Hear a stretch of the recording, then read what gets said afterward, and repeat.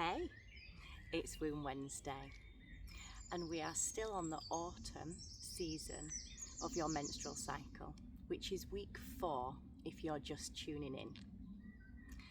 Now it's time that we prepare for more rest, more self-care and some really deep grounding self-reflection this week.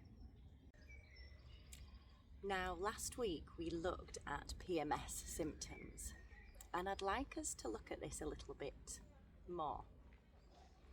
If you've been experiencing those PMS symptoms and you were experiencing anger and frustration and irritability, I'd like you to look at the PMS as part of the shadow self. Now, the shadow self is often the parts of ourselves that we hide from other people, that we don't want people to see these parts of us because we are scared perhaps of how we may be judged, how we may be seen, or perhaps we're even scared of showing ourselves it and really feeling it because perhaps we don't even like that side of ourselves.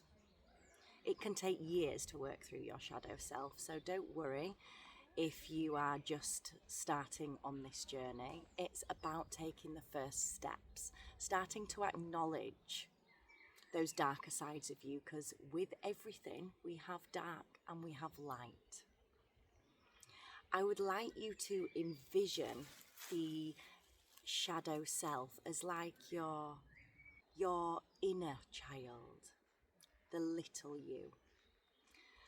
When a child gets irritable, angry, frustrated, scared, upset, we can often sulk, we can often hide, run away, ignore, we can often lash out, throw things, become really frustrated.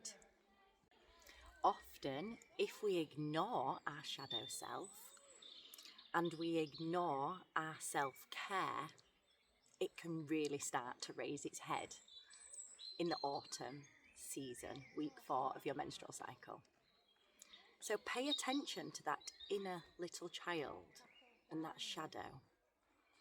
Ask yourself this week, what is it that your little self needs? What is it that inner child is crying out for? And if it's to be left alone, then that's okay. If it's for a hug and to reach out for support, then that's okay too. If it's to let out some emotion, then that's okay too. But the first step this week is to ask yourself, what does that shadow self and that inner child need? Remember those seeds that you planted in the spring week of your menstrual cycle? Seeds need darkness too to grow. So don't be afraid to explore the darker sides of your emotions. Misantherapy and working with your womb is all about navigating emotions and things that may come up for you in your sacred womb space. And that too can involve delving really deeply into the unknown. Part of my role as your wise womb woman is to support and guide you with the exploration of emotion with your womb space and with your menstrual cycle.